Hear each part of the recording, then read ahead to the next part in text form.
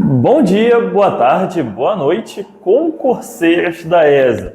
Eu sou o Caio, passei no concurso em 2020 e esse é o canal Contribuir. A ideia do vídeo de hoje é contribuir também na sua aprovação em História, continuando nossa sequência de aulas sobre Brasil Império, agora estudando sobre as guerras do Segundo Reinado.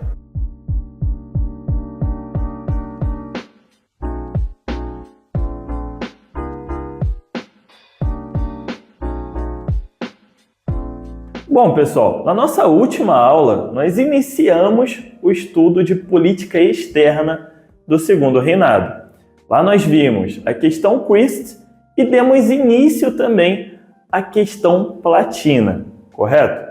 Nós vimos lá que por conta do interesse brasileiro na região Platina, isso fez com que o Brasil se metesse em 3 conflitos, que foi a intervenção contra Oribe Rosas, a guerra contra Aguirre e a guerra da Tríplice Aliança.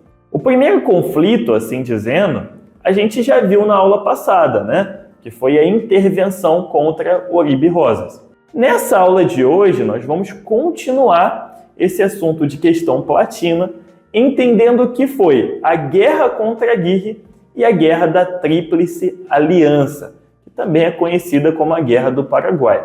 Mas antes da gente começar a nossa aula de fato, você já sabe, não se esqueça de pegar seu caderno de anotação e copiar toda a caixa de texto que aparecer aí na sua tela, tá bem?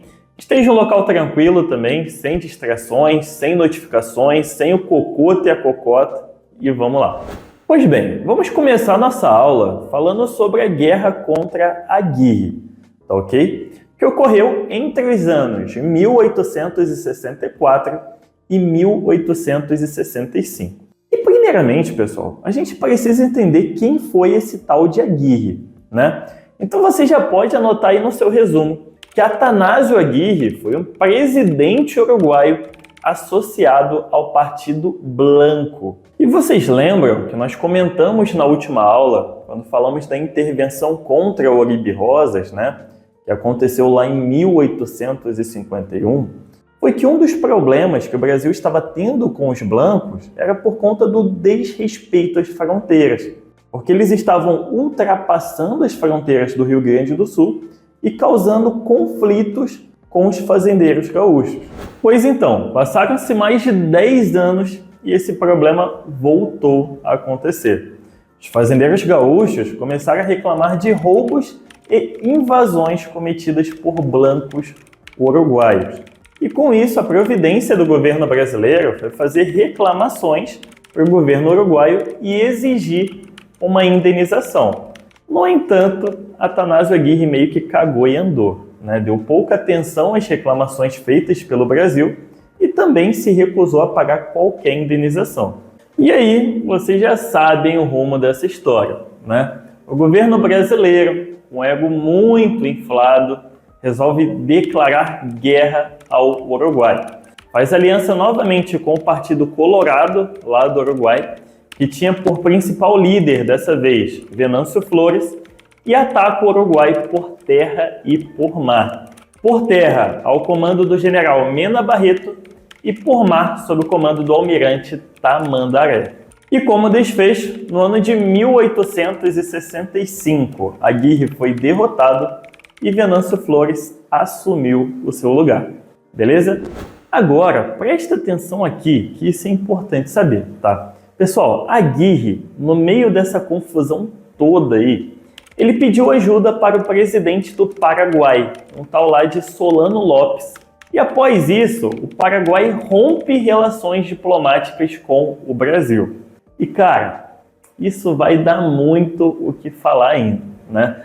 Vai ser só o início de um longo e sangrento conflito que a gente vai começar a entender agora, porque chegou o tão aguardado momento de falarmos da Guerra da Tríplice Aliança, ou, para quem preferir, a Guerra do Paraguai. A guerra mais marcante, né? A principal guerra da história do nosso país. E vamos aos pouquinhos para a gente entender bem o que rolou nessa história aí, tá bem? Bom, primeiramente, esse conflito ocorreu entre os anos de 1865 até 1870, ou seja, foram 5 longos anos de guerra entre os países da Tríplice Aliança e o Paraguai. E você deve estar aí se perguntando, mas Caio, que negócio é esse de Tríplice Aliança? Que coisa é essa? Pessoal, a Tríplice Aliança era uma união entre Brasil, Uruguai e Argentina, todos juntos entrando em guerra contra o Paraguai de Solano Lopes. Aí você pode estar aí pensando, poxa, o Uruguai que pediu ajuda para o Paraguai está entrando em guerra com ele agora? Sim, pessoal, mudou o governo. Lembrem disso, tá? E outra coisa, só para vocês terem uma noção do que estava acontecendo. O Paraguai, naquela época, era um país que se destoava muito do resto dos países aqui da América Latina. E se destoava como? Só para vocês terem uma ideia, tá? Na metade do século XIX, mais ou menos, quase não existia analfabetos por lá. Eles investiram de uma forma bem bacana na educação, por exemplo. Outra coisa, o governo paraguaio decidiu focar no caminho da industrialização. Então, por conta disso, já tinham sido implantados fábricas por lá, indústrias siderúrgicas, estradas de ferro, enfim. Era possível perceber que o país estava em um caminho de relativo sucesso socioeconômico e de autonomia internacional.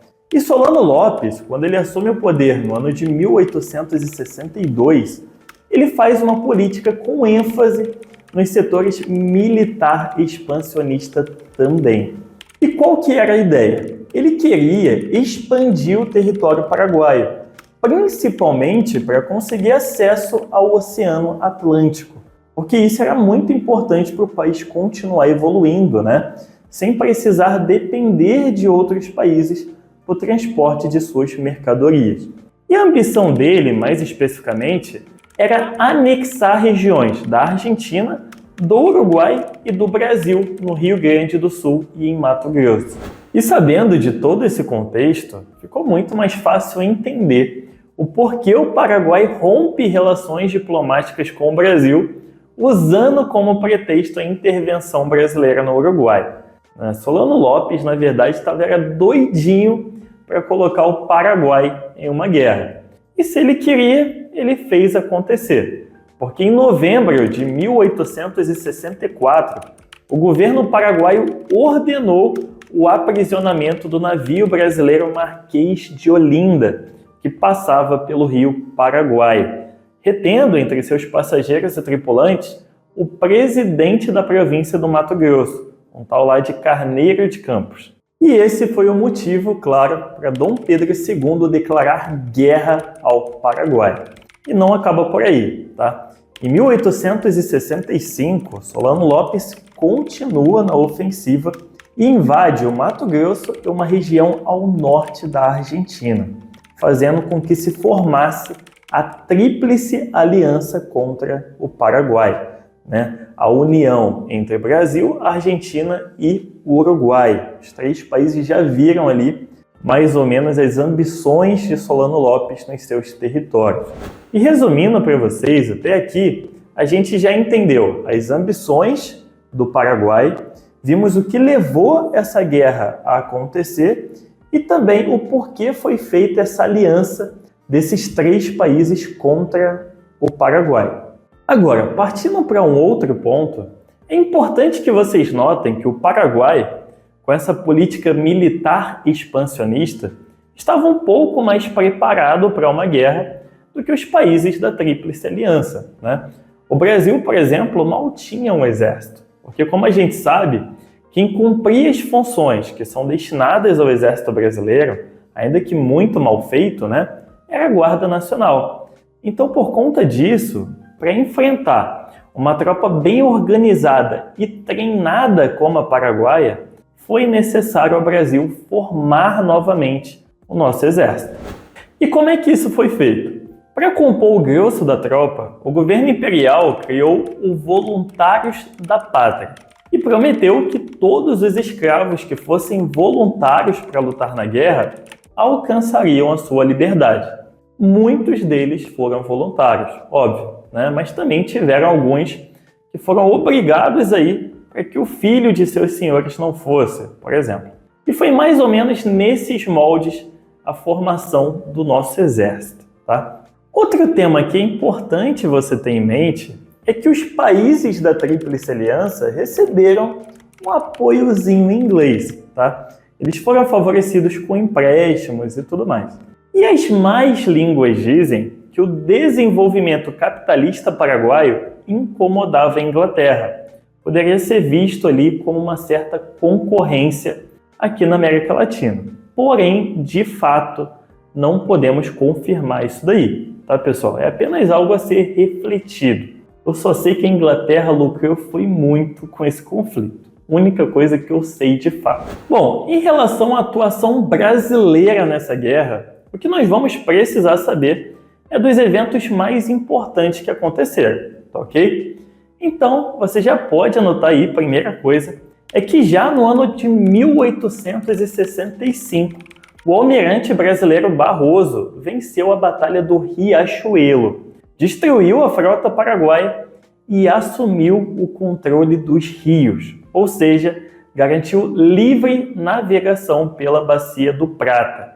Isso foi muito importante também porque deu uma motivada nas forças da Tríplice Aliança, que a partir desse momento começaram a ter mais iniciativa na guerra. No ano seguinte, em 1866, quem se destacou foi o grande general Osório, que estava no comando da tropa, alcançando expressiva vitória na Batalha do Tuiuti. E é claro que não podia faltar o nome dele, né? Nesse mesmo ano, Luiz Alves de Lima e Silva, o grande Duque de Caxias, assumiu o comando das forças imperiais e o seu principal feito foi a vitória em algumas batalhas que ocorreram em dezembro de 1868, que ficaram conhecidas na história como as Dezembradas. Mais especificamente, fazem parte das Dezembradas 4 batalhas que aconteceram nesse mês de dezembro, ok? A Batalha de Itororó, a Batalha de Avaí, de Angosturas e de Lomas Valentinas. E elas recebem destaque desse jeito porque meio que abriram caminho para a invasão de Assunção, que aconteceu em janeiro de 1869. Pegaram a ideia? Bom, se pegaram, a gente vai partindo agora para a última fase dessa guerra, que é conhecida como Campanha da Cordilheira. Nessa fase, o comando militar brasileiro foi transferido para o Conde Deu, que era genro de Dom Pedro II. E ela se finaliza, acontece o desfecho dessa história aí, com a morte de Solano Lopes em 1870 e, consequentemente, a vitória da Tríplice Aliança. Bom, legal, muito maneiro, muito bacana, vencemos a guerra. Agora vamos falar de suas consequências. Pessoal, essa guerrinha aí devastou o território paraguaio e causou a morte de cerca de 75% da sua população. Ou seja, foi aproximadamente 600 mil paraguaios mortos.